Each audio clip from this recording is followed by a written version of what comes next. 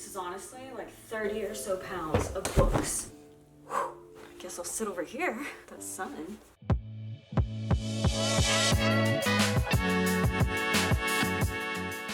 Hello everybody and welcome back to my channel. Today we are doing my first ever unhauling video. I've done a little bit of unhauls, but I've never actually sat down and did a video. I have no clue how many books this is. I never counted them until after I put them in, and I think I counted around 30 or so before I added again to it. We are going to be unhauling a bunch of books, and mainly this is in preparation for the fact that I am going shopping. I already bought a lot of books. I have 38 books already on my haul video that I'm getting ready to make, and I still have $30 that I get to spend on books, and potentially I want to sell these books to a secondhand shop and then go to that secondhand bookshop and use that money. Hopefully, even if I get $1 per book, that's still 30 potential dollars that I can make, and I want to turn around and spend that inside of their shop. So basically they get a bunch of books and I take some books from them. That's my plan. I have no clue how it's going to go, besides getting ready for that haul and also buying a bunch of books because it was our anniversary. Some of these books I've had for a very long time, like 10 plus years. I thought I would read them, they seemed entertaining, and then in all honesty I would never pick them up, never reach for them, or if I did start them, I never liked them past like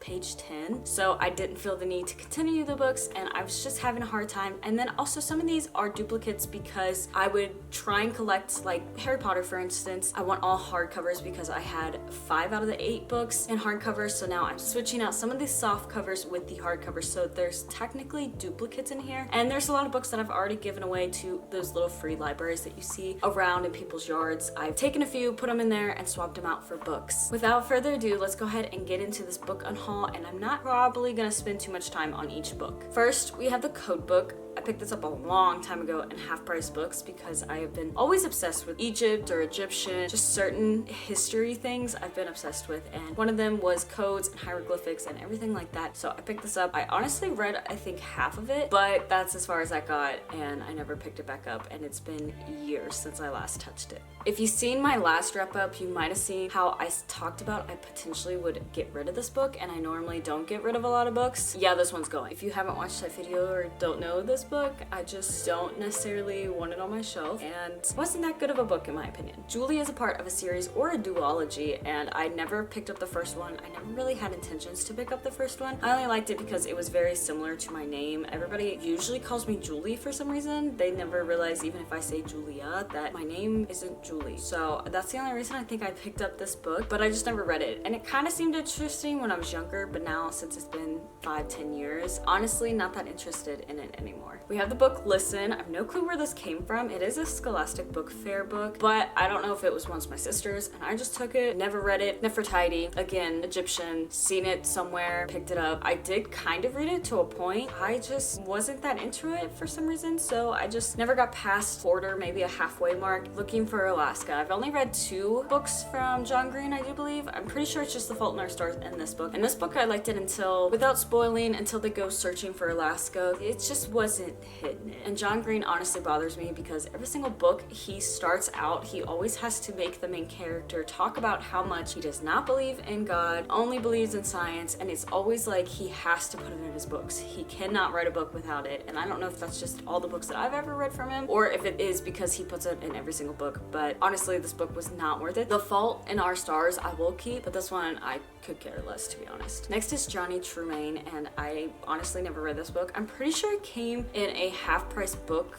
big bag bundle. They used to do like $5, $10, or $15, and you would get so many books per each dollar that you spent, and it was just random books thrown into a reusable bag. I don't honestly know where this came from. It just magically appeared. Never really thought to read it. I haven't been that interested, and I honestly forgot it was even in our closet on the shelf up inside our closet. Hand of Isis, also Egyptian. This is book 3 though in a series, and I just don't know if you have to read the other 2 books prior. I think they might be standalones. It has also pretty decent reviews reviews on Goodreads, but I honestly just don't want to start in the middle of a series, even if they are standalones. Next we have 2 Hardy Boy books, and I collect a lot of Nancy Drew and Hardy Boy books and kind of games, but we have number 3, The Secret of the Old Mill, and number 4, The Missing Chums, and I just got the older ones. The older ones, especially for Nancy Drew, are a lot better because the new ones they look exactly like this, just yellow. They just had a lot of politics apparently and put more like feminism in it, and I want the original stories. I don't want the rewrote to make a character seem a different way from the originals, so I'm switching out even the Hardy Boys, and if I find any of them older, which are apparently really hard to collect, I am trying to pick those up instead of these ones. We have Nicholas Sparks's The Guardian, and I've read this a long time ago. I still love this book. I just got a newer version. It's like the normal size paperback, and it also matches more from the rest of the books that I have by him, and it's in better condition because this has always been a little bit tore up here, so I figured it was just time to honestly get rid of this book. We have The Voyage. I read this last year, but I read this so quickly that I honestly don't remember a thing. It literally went in one ear and then out the other, and I mean, I just know that they were on a boat. Next, I switched out The Goblet of Fire for paperback to a hardcover because I found a pretty much brand new version of the same book, but it was just hardcover. Since I've been into photography, I used to collect a lot of photography type books, and I have this vertical of New York. It is before 9/11, which is kind of cool to see, but in all honesty, I never look at this book, and I just don't feel like I have a need to because I don't even know if I'll ever go to New York. It's not really a place that I would want to necessarily visit if I had choices to pick other places. We have The Life of Pi that I read last year actually, and I enjoyed the whole time he was on the water. Beginning part where he's describing his life, and then the very ending once he reaches land, which I think was in Mexico.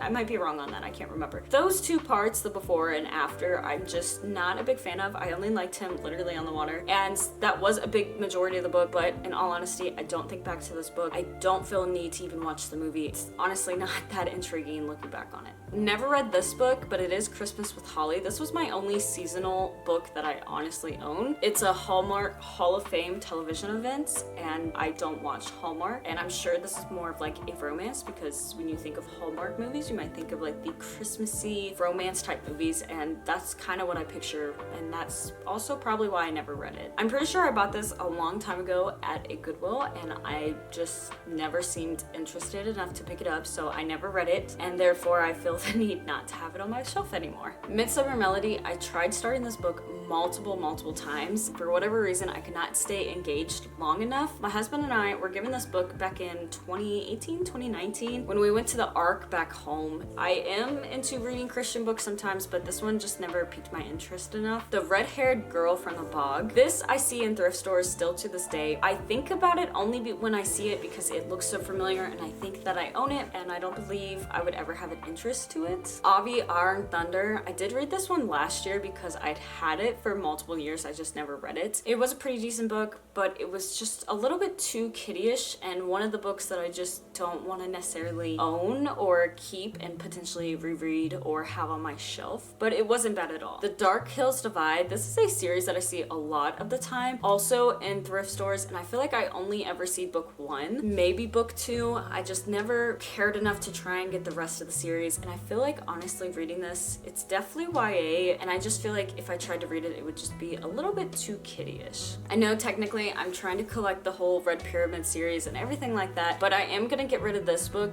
I've had this for a very long time. It is from the Scholastic Book Fair back when I was in like 3rd grade. It's been a very long time since I've honestly looked at this. It's almost interactive. It's not one of those books that like you definitely can pull out certain pages and see envelopes and stuff on, but it is a little bit, there are certain things in the book that are a little bit more interactive. I mainly got it just because I opened it at the Scholastic Book Fair and seen that it had some Egyptian stuff in it. The Shadow Man is a book that honestly seemed interesting, but I just didn't feel the need to pick it up, if that makes sense. We have Farewell to Manzanar, and this book I tried reading. I was trying to do all of my physical TBR, and this was one of them, and then I got maybe a chapter or 2 in. I was just not as intrigued as I wanted to be, and I put it down, and I never picked it back up. The Year of the Hangman, I read this last year, and basically it's about if we would have lost to Britain. It takes actual history and flips it. I'm not gonna lie, I did not enjoy this book that much. It was kind of an interesting take on the whole war, but at the same time, just because it took history and reversed reversed it. I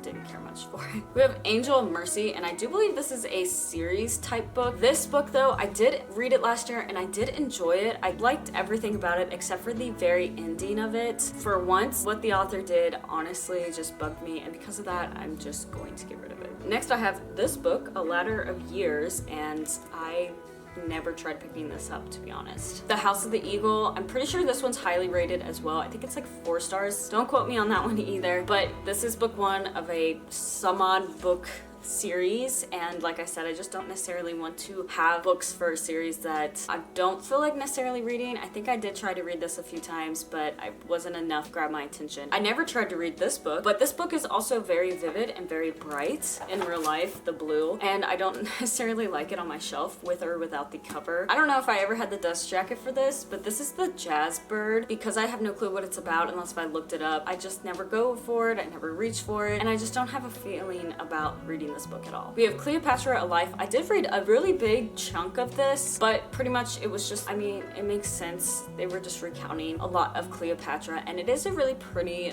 book for the most part. It was just stuff that I've heard way too many times, so I wasn't retaining new information, and it just felt like I was almost studying for school. The Stolen Child, I got this at a Goodwill or something. It was originally donated from a library, but then it just sat on my bookshelf for a while. Another Cleopatra book, this is Cleopatra's Shadow, and I've always grabbed a bunch of books that I thought were relative to my interest, but then I would not necessarily read them. And because of that, there's a lot of these books that are just pretty much going away. If they aren't actual, like almost encyclopedias for Egypt, I don't feel the need to keep them. The Explorer's Code, I actually really wanted to read this book multiple times, but every time I tried to pick it up, I just didn't get into it, and it just bored me, and I just didn't really feel like I could even get to 50 pages of this book. Even though it looks like an interesting cover, honestly didn't get anywhere with it. I was given this book, Starting Your Marriage Off Right, when I first got married 4 years ago, and yeah, we're a little bit too late to start off our marriage right, according to this book.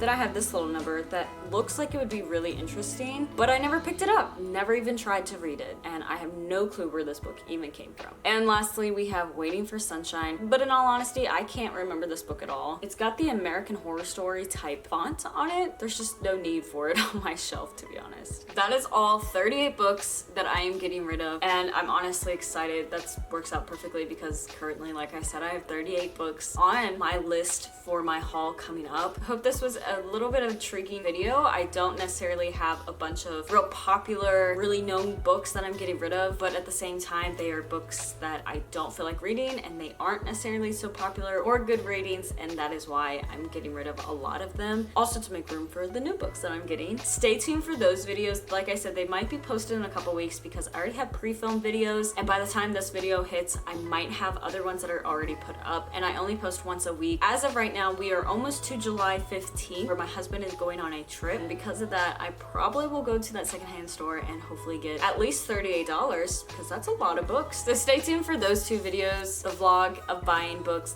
and also the big book haul. Thank you all so much for watching this video. I hope to see y'all next week, and God bless.